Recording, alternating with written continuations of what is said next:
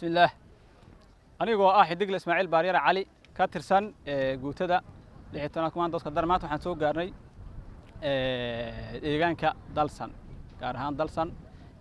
أنا جو كمان دوس قدرنا إن بدن وحن أقول قلني أما أجاني شعب ديجان دنكن ويانتا دتكن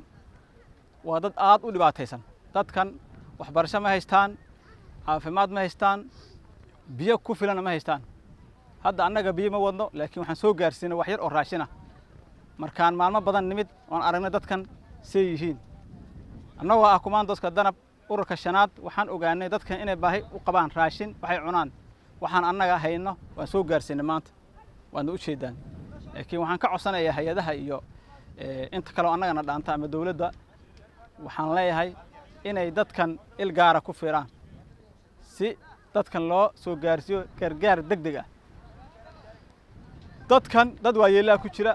dad xanuunsan baa ku jira dad aan shaqaysan jirin baa ku jira dad xataa waxa ku jira xoolihii ka soo dhamaadeen ma taqaana maanta aysan meel ay ku laabtaan aysan jirin deegaankana waa nabad waa la imaan karaa amniga waa boqolkiiba boqol aan dhihi karaa hadda qawaariijtii in badan baan ka daba tagnay waana fogeynay dadkina iyagaa dhibaato ku haya dhulkaada waa abaar waa u jeedaan dhulkan suu yaallo dadkan xataa biyo maanta meel ay ku shubtaan ma haystaan waxaan codsanaynaa qolada arrimaha bulshada inay dadkan anigu hadda waxaan ku hadlayaa madaxa arrimaha bulshada ururka shanaad danab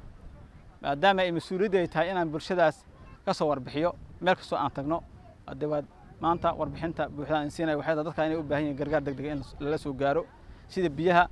caafimaadka iyo waxbarashada intaba